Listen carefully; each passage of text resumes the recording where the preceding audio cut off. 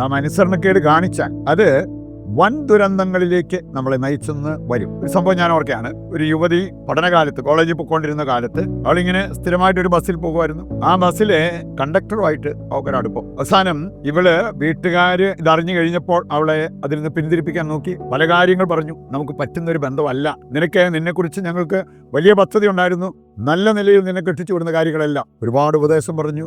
അമ്മ കരഞ്ഞു കാണിച്ചു. ഇതെല്ലാം സംഭവിച്ചിട്ടും അവൾക്ക് ഒരു മാറ്റവും വന്നില്ല. ഒരു ദിവസം അവള് ഒളിച്ചോടി അവനുമായിട്ട് രജിസ്റ്റർ വിവാഹം നടത്തുകയും ചെയ്തു. പിന്നീടുണ്ടായ കാര്യം, അവരുടെ കുടുംബത്തിലുണ്ടായ ഡെവലപ്മെന്റ്സ്, ഈ രണ്ട് കുടുംബങ്ങളിലും വന്ന ഡെവലപ്മെന്റ്സ് ഞാൻ മനസ്സിലാക്കിയ ഒരു കാര്യമാണ്. ഇവിടെ അപ്പൻ അധികം താമസിയാതെ മരണപ്പെട്ടു. പുള്ളിയുടെ ആ ഒരു നെഞ്ചിന്റെ വേദന, മനപ്രയാസം ഇതെല്ലാം കൂടെ കയറി പുള്ളി മരണപ്പെട്ടു. മാത്രമല്ല, ഇവൾക്ക് ഇങ്ങനെ ഓടിപ്പോയി രജിസ്റ്റർ വിവാഹം ചെയ്ത ഇവളുടെ കുടുംബത്തുണ്ടായ ദുരവസ്ഥ, ദാരിദ്ര്യം, അതുപോലെ തന്നെ മാനസിക പ്രശ്നങ്ങൾ, മറ്റുള്ളവരിൽ നിന്നുള്ള പരിഹാസ വാക്കുകൾ, ഇവർക്ക് പുറത്തൊന്നും മിണ്ടാൻ പോലും പറയാത്ത ഒരവസ്ഥയിലായിരുന്നു. കാരണം അവളായിട്ട് വരുത്തി വെച്ച ഒരു വിന. ഒരു കാര്യം നമ്മൾ മനസ്സിലാക്കണം, അനുസരണക്കേട് കാണിച്ചാൽ അതിന് നാം വലിയ വില കൊടുക്കേണ്ടി വരും. നമുക്കിത് മനസ്സിൽ വെച്ചുകൊണ്ട് ആദ്യം നമുക്ക് 5 പ്രധാനപ്പെട്ട വചനഭാഗങ്ങളിൽ നാം കാണുന്ന ബൈബിൾ കഥാപാത്രങ്ങളാണ്. ഇനി അവരുടെ ഭാഗത്ത് നിന്നും അനുസരണക്കേട് വന്നപ്പോൾ ഉണ്ടായ വൻ നഷ്ടം അവിടെ നമുക്ക് കാണാൻ പറ്റും.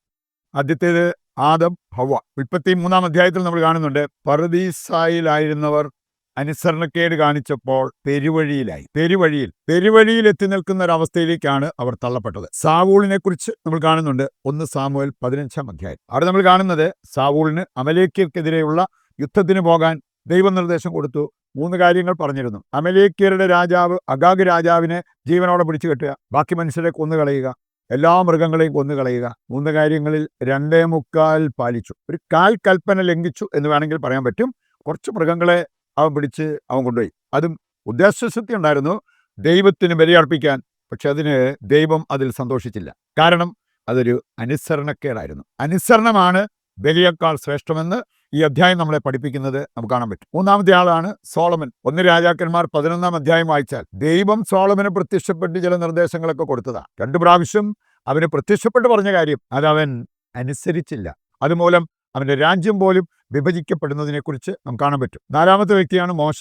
മോശയുടെ കാര്യം നോക്കിയാലും സംഖ്യ 20-ാം അധ്യായം 7 മുതൽ വായിക്കുമ്പോൾ മോശയ്ക്ക് ദൈവം കൊടുത്ത ചില നിർദ്ദേശങ്ങൾ, അതിലും 3 കാര്യങ്ങൾ പറഞ്ഞതിൽ 2.25 പാലിച്ചെന്ന് പറയാം. അവനോട് പറഞ്ഞു, ജനത്തെ ഒരുമിച്ച് കൂട്ടുക, നീ നിന്റെ വടി കയ്യിലെടുക്കുക, പാറയോട് ആജ്ഞാപിക്കുക. അകപ്പാടെ അവൻ വരുത്തിയ ഒരു മിസ്റ്റേക്ക് എന്ന് പറഞ്ഞാൽ പാറയോട് ആജ്ഞാപിക്കുന്നതിന് പകരം പാറമേൽ അടിച്ചു. നമ്മൾ കാണുന്നുണ്ട്, വാഗ്ദത്ത ഭൂമിയിൽ ഇസ്രായേൽക്കാരെ എത്തിക്കുന്ന ആ ഒരു അവകാശം അവന് നഷ്ടപ്പെട്ടു.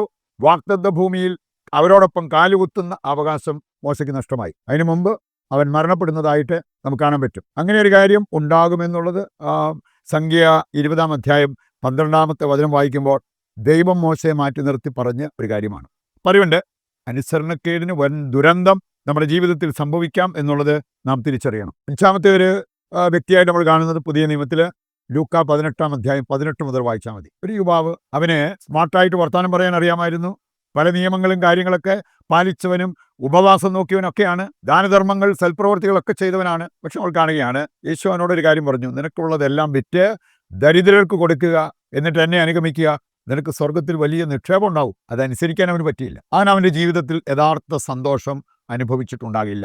പറയുന്നുണ്ട്, ഈ അനുസരണക്കേടെല്ലാം ഇവരെ നയിച്ചത് വൻ ദുരന്തത്തിലേക്കാണ് എന്നുള്ളത് നാം തിരിച്ചറിയേണ്ട ഒരു കാര്യമാണ്. ഇനി നമ്മൾ നിയമാവർത്തന പുസ്തകം 28-ാം അധ്യായം, അതിന് 2 ഭാഗങ്ങളാണ്. 1 മുതൽ 14 വരെയും പിന്നെ 15 മുതൽ 68 വരെയും. 1-ാം ഭാഗം പറയുന്നത്, കർത്താവിൻ്റെ കൽപ്പനകൾ അനുസരിച്ചാൽ ഈ അനുഗ്രഹങ്ങളെല്ലാം നിന്റെ മേൽ വരും. 15 മുതൽ വായിക്കുമ്പോൾ, കർത്താവിൻ്റെ കൽപ്പനകളും ചട്ടങ്ങളും ശ്രദ്ധാപൂർവം പാലിക്കാതിരുന്നാൽ ഈ നാശം നിനക്ക് വരാം. ഈ പ്രശ്നങ്ങളെല്ലാം നിന്റെ ജീവിതത്തിലേക്ക്, നിന്റെ കുടുംബത്തിലേക്ക് വരാം. ഈ അധ്യായം തുടർന്ന് വായിക്കുമ്പോൾ അവിടെ നമ്മൾ കാണുന്ന 7 പ്രധാനപ്പെട്ട കാര്യങ്ങളുണ്ട്. അവിടെ ഇതെല്ലാം അനുസരണക്കേടിൻ്റെ ഭാഗമായിട്ട് നമുക്ക് വരാവുന്ന കാര്യമാണ് എന്നുള്ളത് നാം തിരിച്ചറിയണം. 1-ാമത്തെ കാര്യം, കടബാധ്യത. മക്കളും മൃഗങ്ങൾ പോലും മറുതലിക്കുന്ന ഒരനുഭവം അവർക്കുണ്ടായി. എന്തായിരുന്നു കാരണം?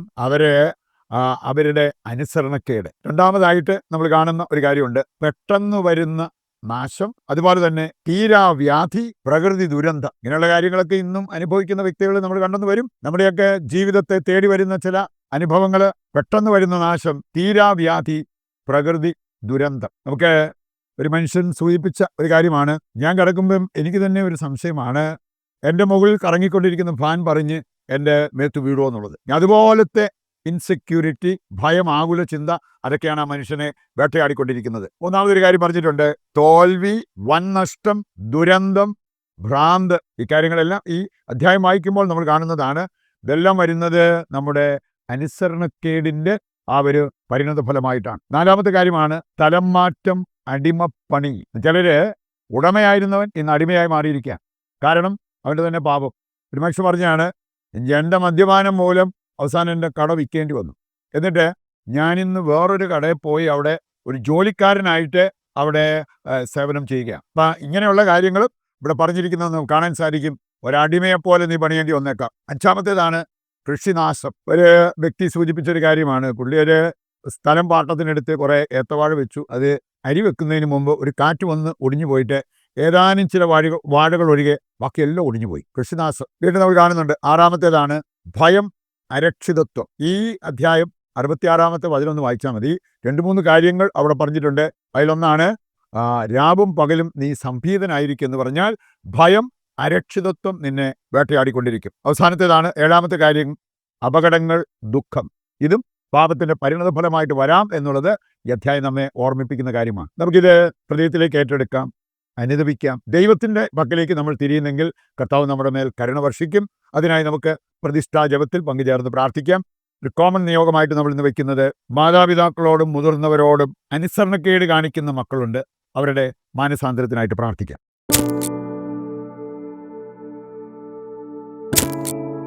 നിന്റെ പാപം നിന്നെ വേട്ടയാടുമെന്ന് അരുൾ ചെയ്ത ദൈവമേ, പാപികളായ ഞങ്ങളോടും ഞങ്ങളുടെ കുടുംബാംഗങ്ങളോടും പൂർവികരോടും കരുണയായിരിക്കണമേ. ഞങ്ങളുടെ പാപം മൂലം ഞങ്ങളുടെ മേൽ നിപതിച്ച ദുരിതങ്ങളിൽ നിന്നും ക്ലേശങ്ങളിൽ നിന്നും ഞങ്ങൾ നേരിടുന്ന എല്ലാ തടസ്സങ്ങളിൽ നിന്നും ഞങ്ങളെ മോചിപ്പിക്കണമേ. മേലിൽ പാപം ചെയ്യാതിരിക്കാൻ തീരുമാനമെടുത്ത് ഞങ്ങളെ പാപത്തിൽ വീഴാതെ കാത്തു സംരക്ഷിക്കണമേ. അങ്ങ് ഞങ്ങളോട് ക്ഷമിച്ചതുപോലെ ഞങ്ങളും പരസ്പരം ക്ഷമിക്കാൻ അങ്ങയുടെ കൃപ ഞങ്ങൾക്ക് നൽകണമേ. പാപരഹിത ജീവിതം നയിച്ച് ഞങ്ങളുടെ ഇഹലോക ജീവിതം അനുഗ്രഹപ്രദമാക്കാനും പരലോക ജീവിതത്തിന് അർഹത നേടാനും ഞങ്ങളെ സഹായിക്കണമേ. ആമേൻ. നിങ്ങളുടെ പ്രത്യേകമായ എല്ലാ പ്രാർത്ഥനാ നിയോഗങ്ങളും ദൈവത്തിൻ്റെ കരങ്ങളിൽ ഏൽപ്പിച്ചുകൊണ്ട് താഴ്ന്ന സ്വരത്തിൽ കർത്താവിനെ സ്തുതിച്ച് ദിവ്യകാരുണ്യത്തിൻ്റെ ആശീർവാദവും സ്വീകരിക്കാം. യേശുവേ നന്ദി. Hallelujah, hallelujah. കർത്താവേ, ഞങ്ങളുടെ പ്രാർത്ഥനാ നിയോഗങ്ങളെല്ലാം പരിഗണിക്കണമേ. അതെല്ലാം അവിടുന്ന് നടത്തി തരണമേ എന്ന് ഞങ്ങൾ പ്രാർത്ഥിക്കുന്നു. Hallelujah, hallelujah. യേശുവേ നന്ദി, യേശുവേ സ്തുതി.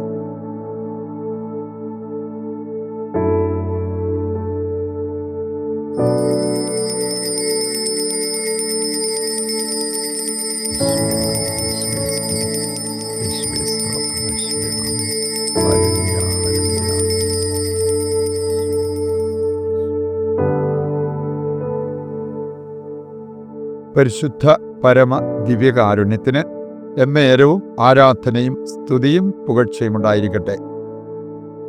ഈശോ മിശിഹായ്ക്ക് സ്തുതിയായിരിക്കട്ടെ. മറ്റൊരു എപ്പിസോഡുമായി നാളെ വീണ്ടും നമുക്ക് ഒന്നിക്കാം. ദൈവം നിങ്ങളെ സമർത്ഥമായി അനുഗ്രഹിക്കട്ടെ.